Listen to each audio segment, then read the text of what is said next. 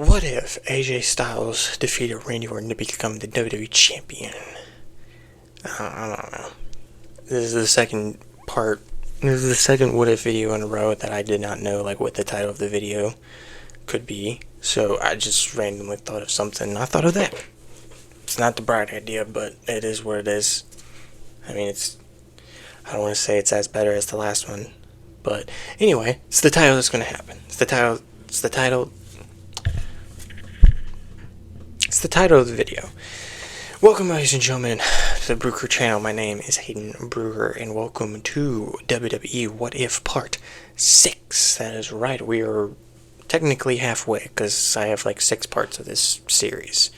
I'm also sorry for the background noise, because my mom is cooking in the back, and in the kitchen, not in the back. Just stop.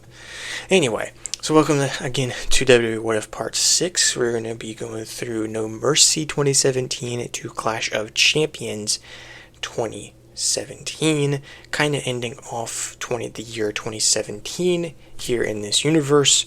So with that out of the way, let's go ahead and get started with the video. If you guys are new to the channel, make sure you hit that subscribe button and also hit the notification bell for future videos. Let's get into the video. Now, starting us off with No Mercy 2017, the Raw exclusive pay-per-view for this year. Good amount of keep matches for this. First, going to keep the women's Fatal 5-Way match, which features Sasha Banks, Alexa Bliss, Bayley, Nia Jax, Emma. Only change I would have is Sasha would still actually be champion at this point, but would still lose it, and Alexa Bliss would still win this match, but instead of retaining, like in real life, she would become the women's champion. Because around this point, I wasn't really a fan of championships won on Raw or SmackDown, but I'm about to eat those words whenever I get to a certain point in this video after I just said that. Anyway, so yes, that women's Fatal 5-Way would stay the same. The Bar versus the Shield would also stay the same, with the Shield retaining. And yes, that incident with Cesaro and his teeth. If you guys do not know what I'm talking about, go check out the clip. Is when his teeth literally get shoved, his front 2 teeth get shoved up to his gums, and here's a picture of the aftermath of it or whatever. So yeah, it was very brutal. That's kind of why Cesaro, also known as Claudio Castagnoli on AEW, wears a mouthpiece. Because of that. Because of that. The next keep match, Cena versus Roman in their first time ever dream match, would still happen, with Roman winning. And finally, Braun Strowman versus Brock Lesnar would still happen for the Universal Championship in the main event. Of course, Brock Lesnar becoming the champion not at WrestleMania 33, but at SummerSlam 2017. If you guys do not know about that, it's in my previous video in Part 5. And if you guys have not watched that video or have watched any of the other videos of this series, the link for that series will be down in the description below, so definitely go check out those series. And at the end of the video, you can click on the previous part for Part 5. So yeah. Anyway, back to No Mercy, which only has 2 new matches. First being Joe versus Miz in a SummerSlam rematch, with Joe retaining his Intercontinental Championship. Of course, remember he won the Intercontinental title at SummerSlam in the previous episode. And I mostly just made this on the fly, just cause for some random reason. Chris Jericho returns and will go one-on-one with Elias. Probably one of the only times I would put Elias on a pay-per-view in this series. So yeah. Next is SmackDown's exclusive pay-per-view Hell in a Cell 2017. 3 keep matches for this. Charlotte Flair versus Natalya for the SmackDown Women's Championship, with, I believe, that's still ending in DQ or something like that. Dolph Ziggler versus Bobby Roode, with, I believe, Bobby Roode winning, and Bobby Roode's debut on the main roster, his pay-per-view debut against Dolph Ziggler. And finally, the Usos versus the New Day in a tag team Hell in a Cell match for the SmackDown tag titles, ending off their epic classic rivalry in an amazing, bless you, Mom, in an amazing tag team Hell in a Cell match to end off their rivalry. So that ends off the keep matches. Some new matches. It's kind of a real life one, but I kind of added it. AJ Styles would defend his United States title against Corbin, Ty Dillinger, and Sami Zayn. It was supposed to be against Corbin and Ty Dillinger, like in real life, but I put Sami Zayn on there because he is still part of the SmackDown locker room, and mostly just because there is no like rivalry thing with Shane McMahon like in real life with Kevin Owens, mostly because Kevin Owens is on Monday Night Raw at this point. Not at this point, but he's been on Monday Night Raw in this whole universe, so wanted to kind of get Sami Zayn involved. Mostly just made up this match just cause Rusev would go one-on-one with Finn Balor. Just a little out of nowhere rivalry for them two.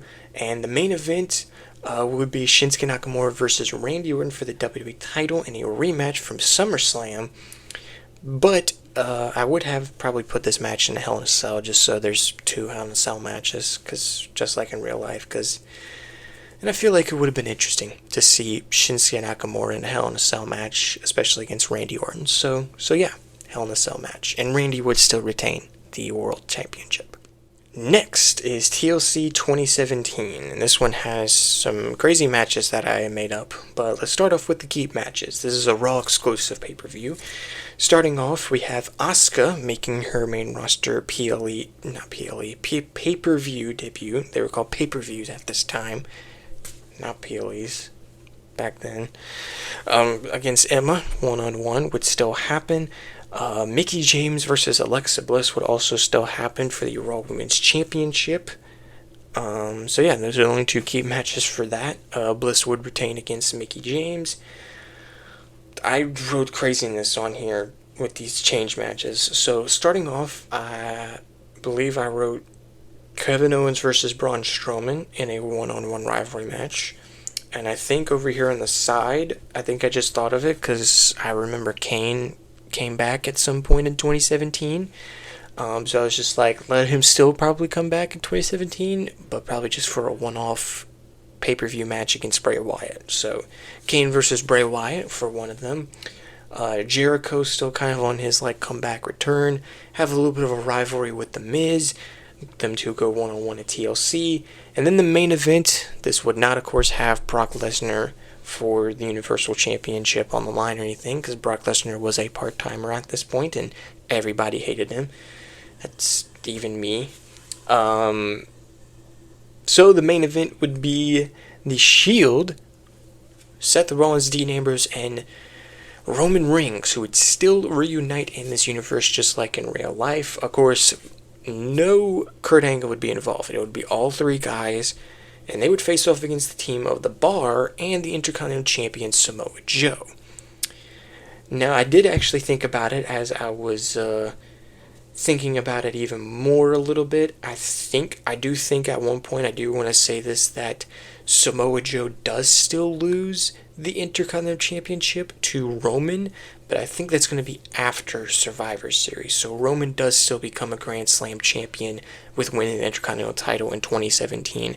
Just not against The Miz, but against Samoa Joe. I just want to go ahead and kind of say that. So Joe is the Intercontinental champion in this, and Ambrose and Rollins are still the Raw Tag Team champions in this. They would actually still lose the Raw Tag titles to The Bar on a Monday Night Raw after this going into Survivor Series. So probably get in more into that when I get into Survivor Series. But this would be the main event. It would be a TLC match, and it would be the main event. Shield reuniting, and of course them reuniting as a trio for the first time in years. And of course their first pay-per-view match is the main event of TLC. The same pay-per-view they had their very first pay-per-view match. Of course, it was TLC 2012, I believe, so definitely a good couple years apart.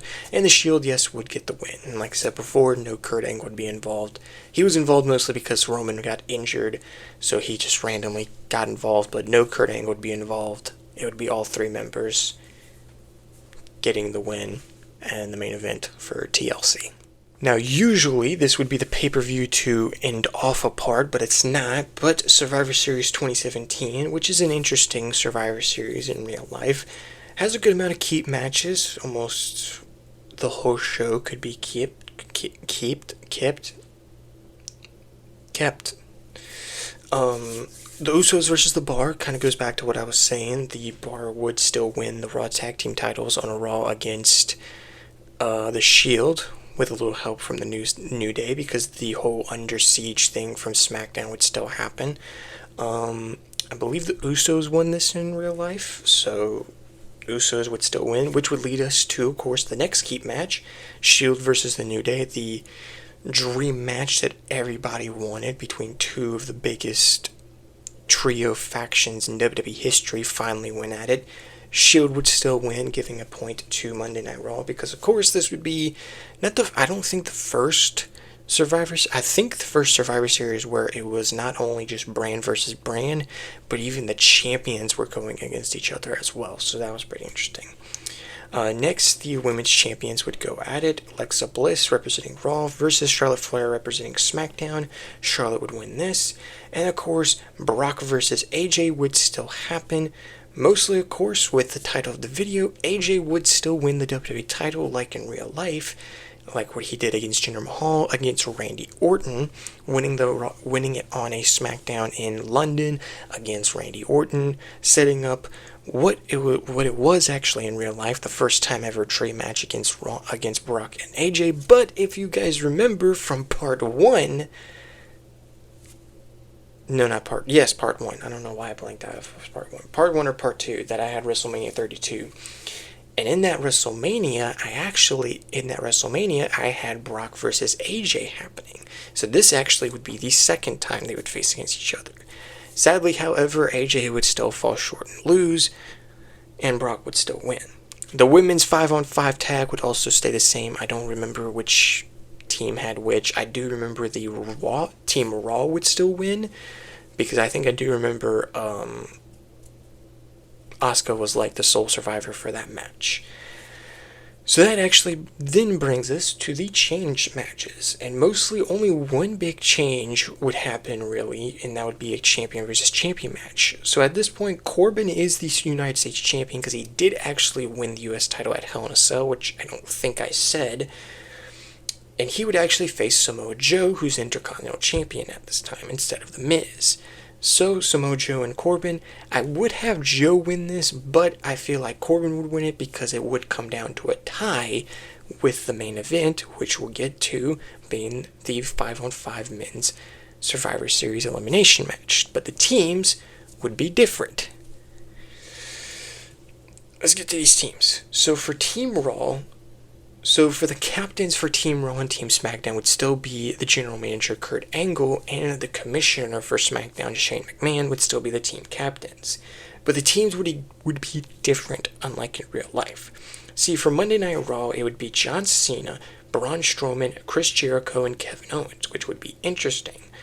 Cena, in real life, though, was on Team SmackDown. Now he's on Team Raw. Jericho and KO weren't really in this pay-per-view, but it would be interesting, though, because, of course, these former rivals now have to work together to see if Kurt Angle can handle it. And Braun Strowman's Braun Strowman. He was the monster still at this point. So an interesting team, especially with the veteran John Cena. Go over to SmackDown. SmackDown would have Shane McMahon, Shinsuke Nakamura, Bobby Roode, Randy Orton, and actually Finn Balor instead of John Cena.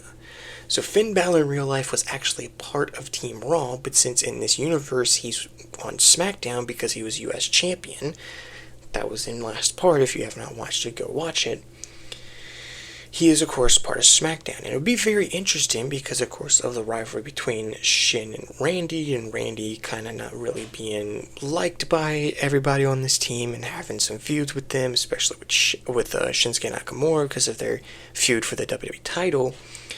But, of course, Shane McMahon, like Kurt Angle, has to rally them together to get this win. Mostly it going down, and I don't know who the final two would be. I don't know how this match would go, but I think Monday Night Raw would get the win, like in real life, and would win Survivor Series. So if you guys took that all in, did you guys take that all in? Yes? No? It's the best I could do. It's the best I could do of how to freaking explain what the heck's going on with this tag team match. I'm about to run out of breath because I was talking about it. So I hope you guys understand what the frick I was talking about with this tag team match. But anyway, Survivor Series ends with Raw winning. On to the next show. The final show to end off this part is Clash of Champions 2017, just a SmackDown exclusive pay-per-view. It's definitely kind of weird of how they did this, really, because, like, they did a Raw exclusive pay-per-view, then they did Survivor Series, and then they end off with a SmackDown exclusive pay-per-view to end off the year. This is the final pay-per-view of the year, and only 5 matches, shockingly. I try to put more, but there's only 5 matches, when to today's age of PLE, how many matches on a PLE main show. I also actually forgot, because I'm about to say this first match, Charlotte does win her SmackDown Women's Championship on a SmackDown as well against Natalya. That's probably one of the reasons why, that is the reason why Charlotte is SmackDown Women's Champion, because Natalya, if you guys got confused, I'm confusing y'all even more. Anyway, first key match, a rematch between Natalya and Charlotte, and a lumberjack match. Charlotte would retain. Corbin would defend his U.S. title in a triple threat match against Bobby Roode and Dolph Ziggler. Dolph Ziggler would win the U.S. title, but instead of him just randomly out of nowhere stripping the title and for some reason quitting, he would actually hold on to the title, and later on at some point, maybe at the next PLE, which is the Rumble, loses it to Bobby Roode, who becomes U.S. champion. I don't know. I'll get to that next part in the next video, next part or whatever. But it was just a whole crazy situation that I still vividly remember him doing. Vividly. And to end us off is the Fatal 4-Way Tag Team match with the Usos defending the tag titles against the New Day, Rusev Day, which is Rusev and Aiden English, and Chad Gable and Shelton Benjamin in a really great Fatal 4-Way Tag Team match with the Usos retaining. The only 2 change matches I had in mind to do on this pay-per-view is probably just thought about doing it because they're on this same brand. Shinsuke Nakamura versus Finn Balor, because I don't think it ever did have a one-on-one pay-per-view match. So I just went ahead and just gave it, and I think I think Shinsuke would actually win. I was about to say Finn, but I think Shinsuke would win because it would give him more momentum going into next part, which is going to be a really big, interesting part to get to whenever I get to recording it. But to end us off, in the main event would be the rematch between AJ Styles and Randy Orton, just like in real life with AJ and Jinder Mahal. This time with Randy Orton, AJ would of course retain, continue his reign as WWE Champion on the road to WrestleMania. Alright guys, so that ends off part 6 of WWE What If. Kind of out of breath, that's why I was saying it like that. But anyway, guys, so yeah, part 7 will probably come out pretty soon as well. Try to get a recorder or whatever, try to get it out whenever I can, because that's going to be a pretty big part as well for this series. So yes, I do want to go ahead and say as well, kind of said before at the beginning, if you hear background noises or anything like that, like freaking kitchen background noises, my mom is cooking dinner and all that in the background, so sorry in advance. Not really in advance, but sorry again. But if you guys ignored those background noises, if you guys heard them, I really don't know, then I hope you guys enjoyed. If you guys did enjoy and ignore the background noises, make sure you guys hit the like button, and again, if you guys are new, hit that subscribe button and also hit the notification bell for future upcoming videos. And I hope you guys have an amazing, wonderful day. And with that being said, I'll see you guys in the next video. Peace.